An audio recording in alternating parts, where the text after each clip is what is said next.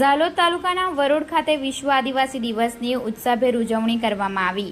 ઝાલોદ તાલુકામાં 9 ઓગસ્ટ વિશ્વ આદિવાસી દિવસની ઉજવણી અંતર્ગત ઝાલોદ તાલુકાના વરોડ ગામના ઝટાવા ફળિયાના આદિવાસી જોહાર સામાજિક કાર્યકર્તા વિજય ચારેલ, સુરેશ દામોર, નરેશ દામોર, તેજસ સંગાડા, રમેશ દામોર, નૈમેશ દામોર તેમજ સમસ્ત આદિવાસી સમાજના ભાઈઓએ જુલડી પહેરી ધારિયા તલવાર લઈ ઢોલ નગારા સાથે ઝૂમ્યા હતા। આ પ્રસંગે ઉપસ્થિત રહી સૌને આજના દિવસે શુભેચ્છાઓ પાઠવતા અને તેમના વચ્ચે રહેવાનો રાજીપો લેવાનો પ્રસંગ બની રહ્યો હતો। 9 ઓગસ્ટ વિશ્વ આદિવાસી દિવસની ઉત્સાહભેર ઉજવણી કરવામાં આવી।